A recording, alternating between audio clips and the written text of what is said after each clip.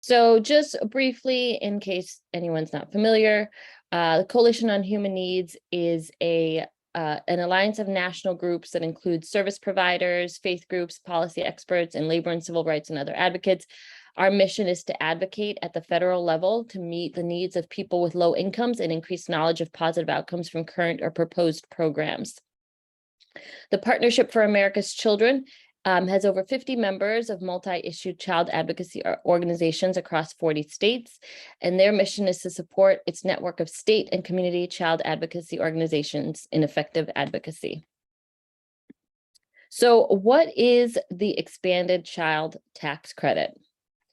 So the 2021 expanded child tax credit meant more money and more eligible families.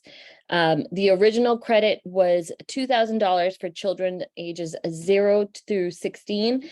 That limit was increased to $3,600 per child ages 0 to 5 and $3,000 ages 6 through 17. So a significant increase in how much families could claim for a child, and an additional year to claim a child for the credit. There's no minimum income requirement, so families with no earned income are eligible for the full credit. The credit is fully refundable, meaning families are eligible for the full amount even if they don't owe taxes. And families were eligible to receive half of the CTC in 2021 and half when they filed their taxes this year, or the full credit amount if they did not get the advance payments in 2021. And this is just an example of how much money is at stake. So if we're looking at a family with 3 kids, a 2-year-old, a 4-year-old, and a 7-year-old, in total for the 2021 CTC, the family would receive $10,200. And that's a lot of money. And since for 2021, it was expanded to include families who have no earned income, this is money that can be pretty life-changing for a lot of families. And on top of that, families may qualify for additional money through stimulus payments and other state or federal tax credits. So a lot of money on the table for us to help families claim. And who is eligible for the 2021 CTC and how do you claim it?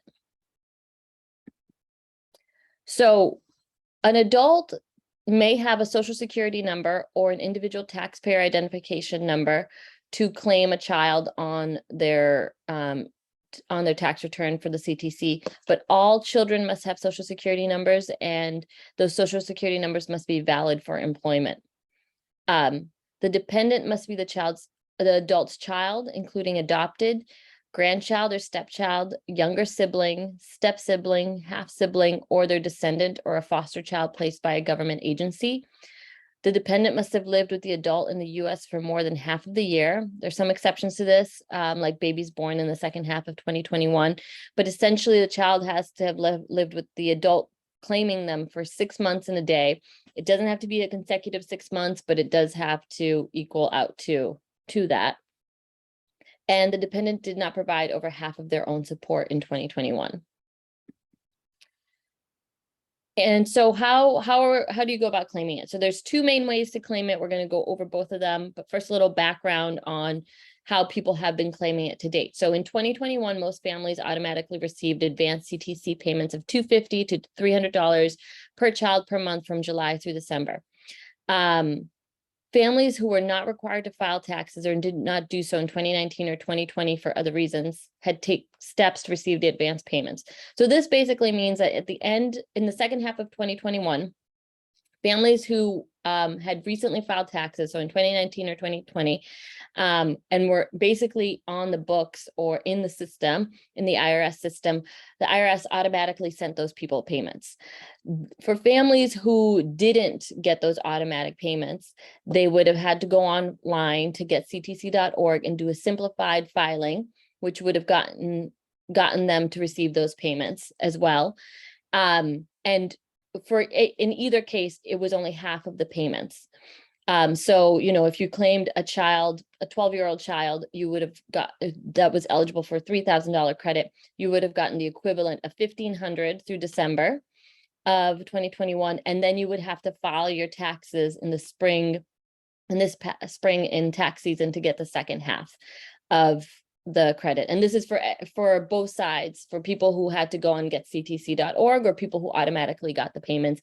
The second half, people only access that second half by filing a tax return this previous tax season. Now, that doesn't mean they still can't get it. Let's say somebody got the first half of the payments and didn't file taxes. They can actually still get those payments. They can still get the second half. For people who didn't do any of this, we can still help them get the full tax credit.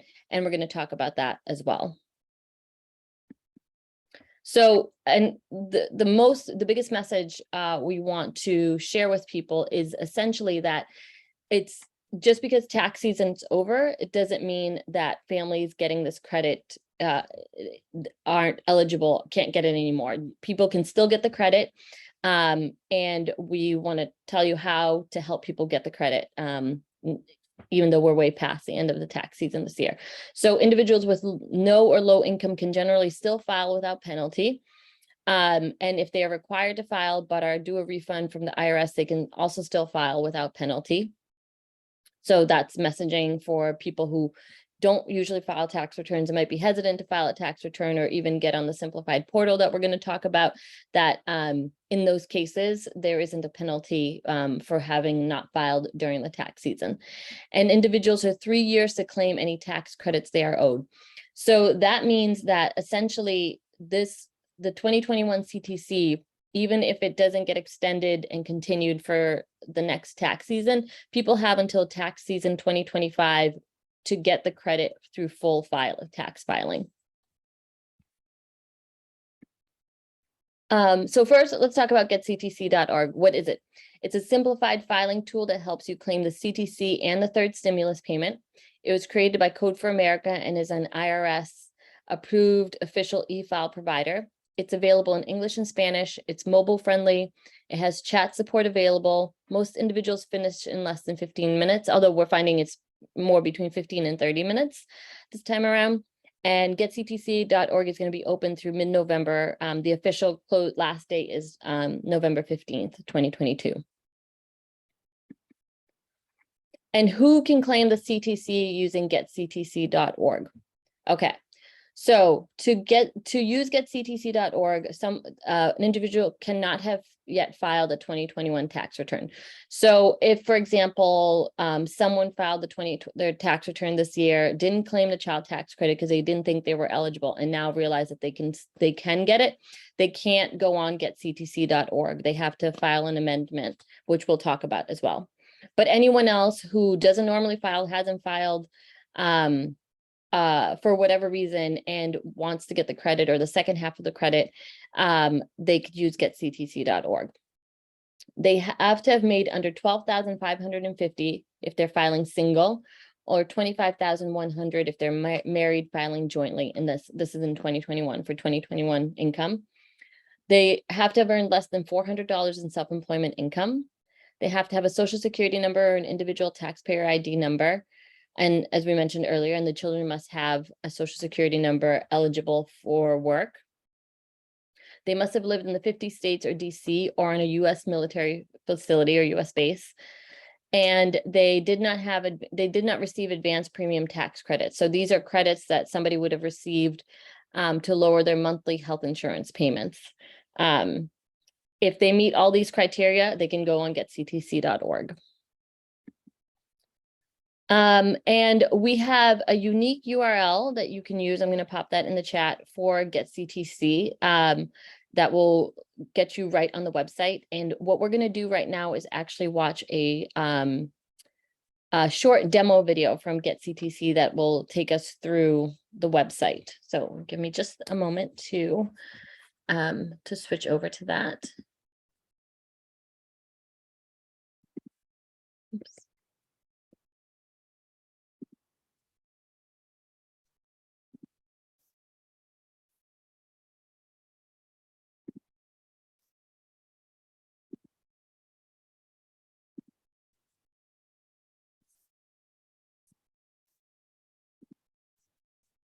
Okay, and just let me know if you can't hear this. This video will show you how to use the 2022 edition of Code for America's simplified tax filing portal, GetCTC. GetCDC allows families without a tax filing obligation to file a simplified 2021 tax return to access the child tax credit and the third stimulus payment. GetCDC e-files a simplified return directly with the IRS. It's mobile-friendly, accessible, available in both English and Spanish, and chat assistance is available at any point in the process. People without children can use it too, just to access the third stimulus payment. This is what GetCDC looks like at our launch in May 2022. Note that we constantly update the tool in response to user feedback, so it may look a little different later in the year. First, GetCDC will go through a few steps to confirm that it's the right tool for me. The tool asks first how I'm filing my return, single or married. Then the tool confirms that the IRS allows me to use simplified filing, since households with higher incomes or other special circumstances, like self-employment income, are required to file a full return. If, for example, I'm not sure what counts as self-employment income, additional information is available below. GetCDC will then warn me that I could get even more money by filing a full return, since I can't get the EITC or state credits from this tool. To get the first two stimulus payments, I would have to file a 2020 tax return. Those who choose to file a full return or back taxes are sent to Get Your Refund, which allows families to file using Vita services. For now, I'll opt to continue with this tool. Next, GetCDC will ask me a few other questions to confirm I'm eligible to use the tool. It lists a few additional and rare scenarios that GetCDC does not support, and will ask whether I already filed a 2021 return this year. If I already submitted a return, the IRS would reject a new one I filed through this tool.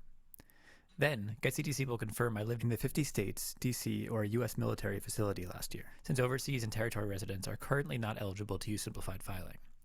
Finally, it will confirm that no one can claim me as a dependent, since that would make me ineligible for the CTC and stimulus checks. I've now confirmed I'm eligible to use GetCDC. In the next section, GetCDC asks for some basic information about me. I'll enter my name, date of birth, and social security number. Note that I could also enter an ITIN. As required by the IRS, GetCDC asks for my phone number. It also asks if I was a member of the Armed Forces in 2021, since that could impact the amount of my recovery rebate credit. As required by the IRS, GetCDC asks if I am legally blind. Finally, GetCDC asks me to agree to the privacy policy. Then the tool will check if I filed a 2020 return. If I did, GetCDC would collect my 2020 adjusted gross income, which the IRS requires from filers for authentication purposes. In this case, I'll say that I didn't file last year. On this page, we ask clients the contact method we can use to best reach them. Note, GetCDC does not require clients to create an account and does not require them to have an email address. Clients simply have to sign up using their email or their phone. In this case, I'll choose to sign up by phone. GetCDC will send me a 6-digit code that I must enter to confirm it's mine. For the purposes of this demo, I'll enter a fake code on this page. Note that if I don't finish my return in one sitting, I can log back in and continue using this contact method. Next, if I were filing married, GetCDC would collect needed information about my spouse, their name, date of birth, social security number or ITIN, and 2020 adjusted gross income, if applicable. In this case, I'm filing single, so GetCDC will skip this section. In the next section, GetCDC allows me to list my 2021 dependents. Rather than assume I've read all the tax rules, GetCDC asks me all the key questions I need to answer to make sure I can claim my dependents. Keep in mind that the pages clients see in this section very much depend on the answers they provide. First, I'll enter my dependent's basic information: name, date of birth, relationship to me, and SSN or ITIN. We ask about one specific scenario to confirm basic eligibility. Next, GetCDC will ask me to confirm a few more criteria. If at any point my dependent doesn't meet the main criterion, GetCDC will ask whether one or more valid exceptions apply. Behind the scenes, GetCDC will determine which credits my dependent is eligible for. Finally, GetCDC will show me a list of my dependents, including whether they are eligible for CTC or only for the third stimulus payment. I can keep repeating this process until all my dependents are recorded. For now, I'll say I only have one dependent. In the next section, GetCDC will determine my credit amounts. First, GetCDC will figure out how much CTC I can claim. The IRS requires families to report how much advanced CTC they received last year and subtract this from their total credit. GetCDC makes this process easier by calculating how much families should have received based on the dependents they provided earlier. I can say that I got this amount, a different amount, or no payment at all. In this case, I'll say I got the estimated amount. GetCDC calculates the remaining CTC available to me. Next, GetCDC will figure out how much recovery rebate credit I can claim, that is, the third stimulus payment. As with CTC, the IRS requires families to report how much they received last year. Again, GetCDC will display how much I should have received based on my family structure. In this case, I'll say I got a different amount. GetCDC will ask me to enter what I received and provide some tips about where to find this information. I'll say in this case that I received $200. GetCDC will then let me review the amount I'm claiming. Finally, GetCDC will collect my payment information and allow me to review and submit my return. I can select direct deposit or a mailed check. In this case, I'll select direct deposit. GetCDC asks me to confirm that my name is on the bank account, so the payment is not rejected. I'll provide my routing number and my account number. And finally, we'll have the chance to confirm my information. The IRS also requires that I provide my mailing address.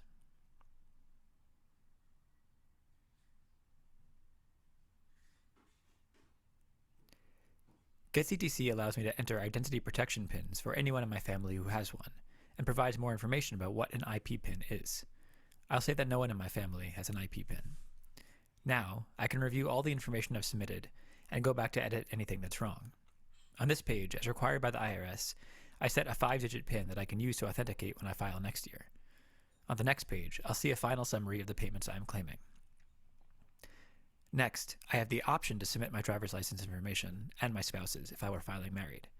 Especially for clients without a tax filing history, the IRS may process returns and issue refunds faster if this information is submitted, and we recommend clients provide it if possible, but it is not required. If I don't have a driver's license or don't want to provide the information, I can skip this page. Finally, I'll agree to our terms on the last page, and I'll file. Just like that, I've filed my simplified return. GetCDC will alert me within a couple days whether my return has been accepted or rejected by the IRS. Most clients hear within a few hours. If my return was rejected, GetCDC will provide me with a plain language explanation of why, and allow me to log back in and resubmit my return. You can find GetCDC at getcdc.org. For more resources about the CTC and stimulus payments, visit getcdc.org/navigators.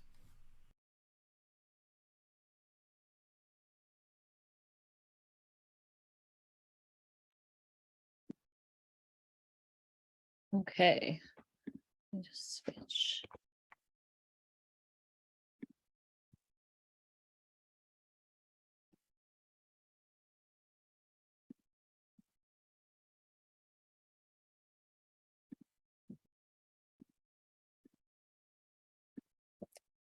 Okay, so that was GetCDC. Let me see, can I make this bigger?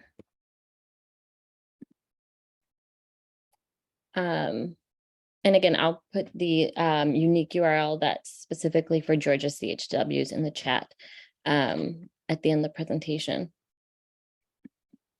So so that's getcdc.org, but who might actually not who might actually file a full tax return rather than filing through getcdc.org? So as we mentioned earlier, if individuals make above the filing threshold and or eligible for additional money through full tax filing, like something like the earned income tax credit, GetCDC may redirect them to its partner website. So essentially people can actually start off on getcdc.org, and by answering the questions, they'll automatically, if they don't qualify to use GetCDC, they'll be redirected to getyourrefund.org, also a Code for America filing website. So I'm going to go over some resources that are some of them are only partially available right now. Some are only available during tax season. But as I mentioned earlier, even after the closing of getcdc.org on November 15th, people can actually still claim this credit and file a back tax return for the 2021 tax season through tax season 2025. And that's because the IRS has a 3-year look back. So there's essentially this 3-year window that people can still claim the credit in during. So on getyourrefund.org, individuals can identify local VITA sites for helping them to file a full return. So at this time right now, many VITA sites are closed. We recommend that you call before showing up to confirm that they are open and can assist you or a family. And for married people, both partners must go. Also, for individuals who, like I mentioned earlier, might have filed a return but not realize that they qualified for the credit and want to still get the credit, they would amend their taxes, and some VITA sites can help with this. They just have to ask when they call and make an appointment, they just have to ask if that particular VITA site helps individuals amend tax returns. Through getyourrefund.org, you can also access free do-it-yourself tax filing services. So somebody might feel comfortable doing it all themselves and doing it online, and they can do so at getyourrefund.org. They have free virtual tax filing assistance that includes the opportunity to talk about their situation with a tax specialist over the phone. That's also at limited capacity right now, as a heads up, but that's also a feature that's available. And getyourrefund.org is available in English and in Spanish, just like getcdc.org. There's also the AARP Foundation tax aid sites. So these provide free in-person and virtual tax assistance. They're more for anyone who's over 50 or has low to moderate income. But they are only open during tax season. And again, we're including this resource because this outreach can still be done during tax season, through the next few tax seasons. So that's a resource for when January comes back around. There's also the low income taxpayer clinics. And those are also known as LITCs, and these help individuals with low incomes who have tax disputes with the IRS. So this is a good resource, especially for anyone who has custody of a child, but perhaps somebody else is claiming the child and they don't know what to do. This is a great resource. You know, we've seen this come up perhaps with grandparents that have custody of children, or even, you know, somebody has full custody, but yet somehow the other parent has claimed the tax credit. This is a great resource to help people navigate that and figure out how they can claim the credit for themselves. And this is a screenshot of a document I'll also share with you. And this actually gives a list of all the VITA and AARP sites and LITC sites in 6 major areas in Georgia. So it includes Atlanta, Macomb, Athens, Savannah, Valdosta, and Augusta. And this gives all the sites with their addresses and phone numbers. So you can have this on hand as a resource to reach out to them. Some of these didn't have phone numbers available, as you can see, but we were able to get addresses and everything else. And we'll share that with you so you have that as an easy resource. Some families might still have to or prefer to go to paid tax preparer, which is fine. We are including as well a link here to an IRS site that gives guidance for how people can find high quality and reputable tax assistance. So it's a list of questions that people can ask a tax preparer that helps to make sure that they are getting their taxes done by somebody who is of high quality. So we want to share that with you as well. We have these documents, and by the way, all of this is in our resource toolkit that you'll get the links for as well. But these are 2 documents on what people need to bring to file their full tax returns. It's available in both English and Spanish. It comes from our partners at the Center for Budget and Policy Priorities. And it's just a great little resource to provide to families to make sure they're well prepared to go to their appointments. We know people are busy, so we want to make sure they have everything they need so that they don't have to come back a second time. And now I just want to go over some common barriers and concerns, questions we get around the CTC that you might have as well right now, and that we can address. So the first question is, does receiving the CTC impact other public benefits? And the answer to that is no. Getting this credit does not change any federally funded public benefits that a family receives. So that's something that includes Social Security, SNAP, childcare subsidies, or WIC or TANF. It doesn't impact those at all. Will receiving the CTC affect someone's immigration status or ability to get a green card?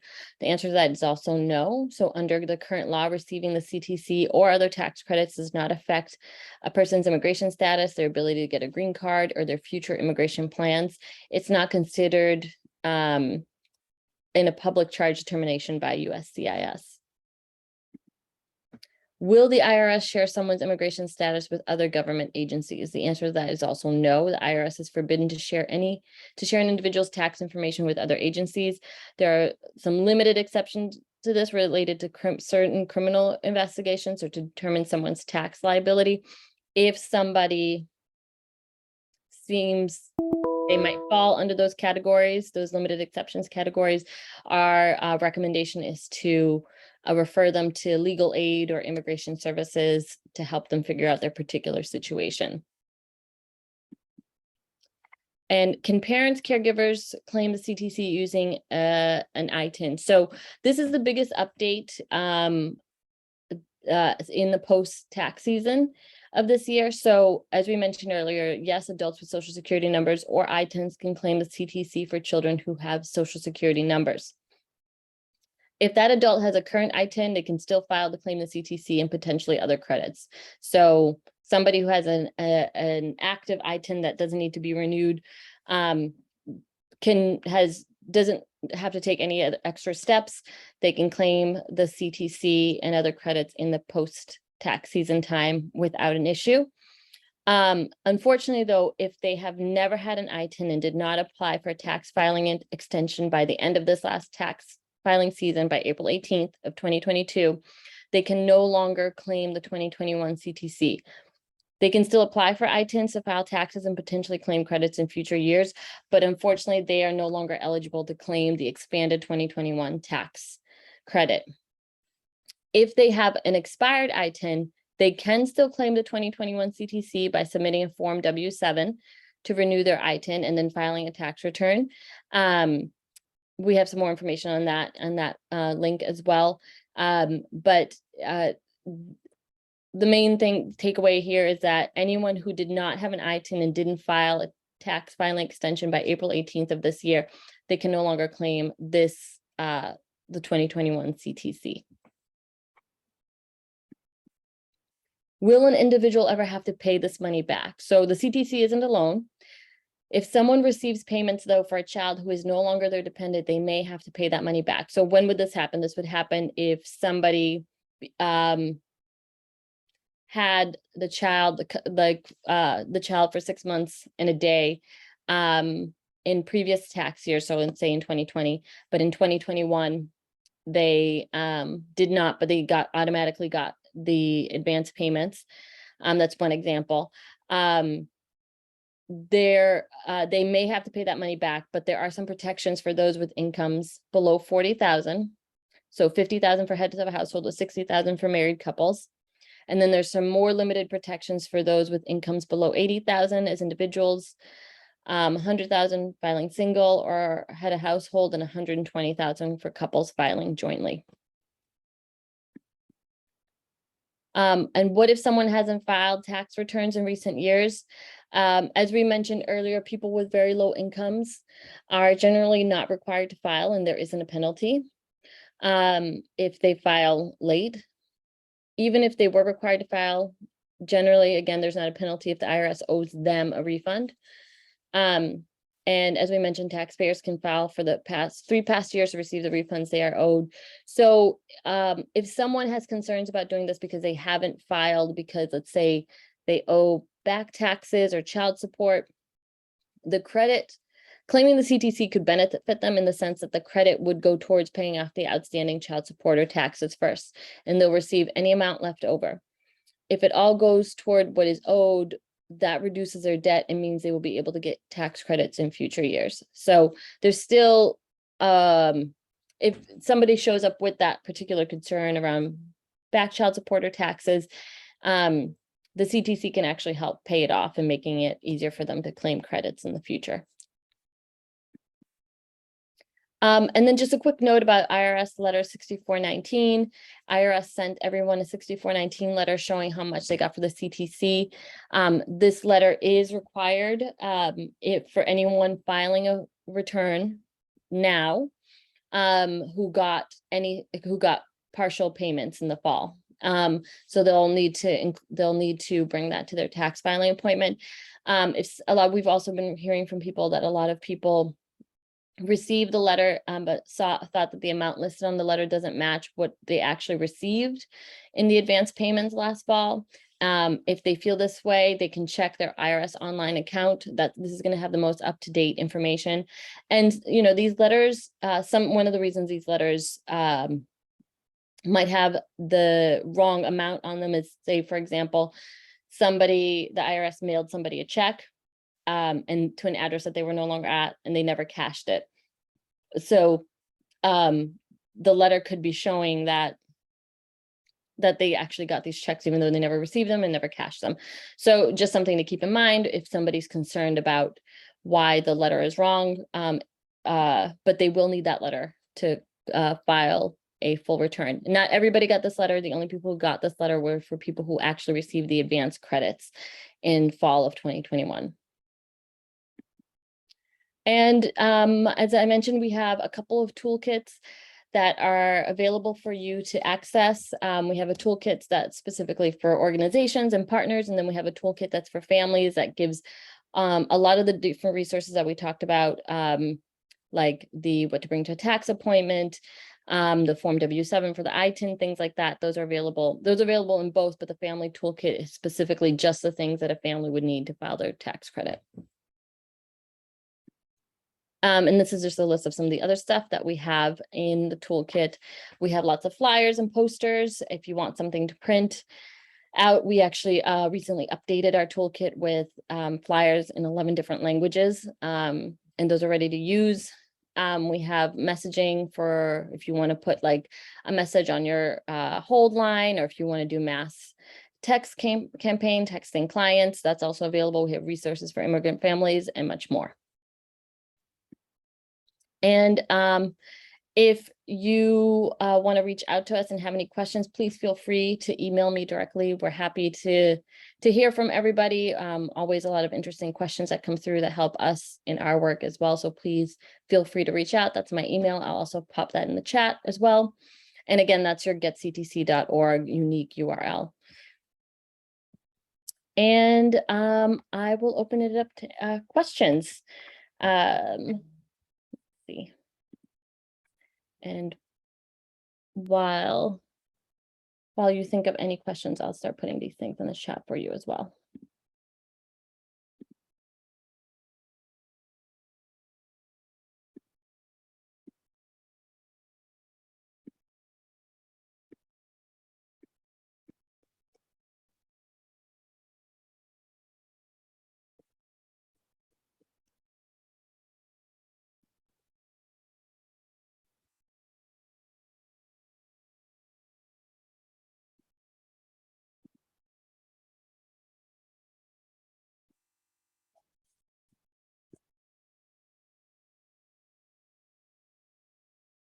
Oh, thank you for letting me know.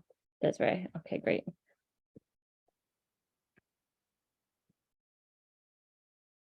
That's my email that I'm putting in there. And let's see if there's anything else.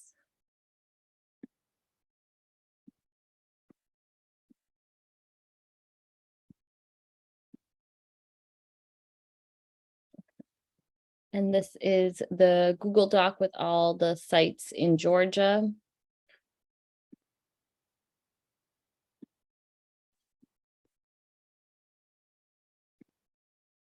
This is our toolkit, and actually I should include this as well. We have a website where you can actually find all of this as well. You can find all our resources in one place.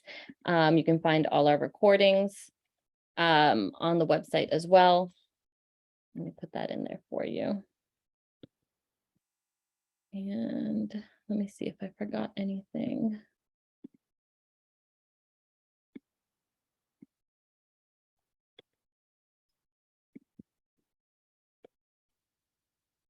And okay, I think those are all the links I wanted to share for now. If there's no other questions, I guess we will finish up here. I will be sending out a follow-up email with all the slides, all of these links again, and some additional information. So keep an eye out for that. If that doesn't go out today, it will go out next week. And again, feel free to reach out if you have any questions. We might be sending you out a very short survey in the coming weeks because we'd love to hear if you've been able to do any outreach or connect with families. We also might have some opportunities in the coming weeks. If you're interested and you've done some of this outreach and you want to share about your experience or how many families you've been able to help and all of that, we might have some opportunities and some upcoming presentations or webinars to hear from you, because we love to share out with all our partners whenever we hear success stories from people on the ground. So please keep an eye out for any future emails from me. Keep an eye out for an email on the follow-up. And I hope this presentation has been helpful, and have a wonderful weekend. Thank you for being here.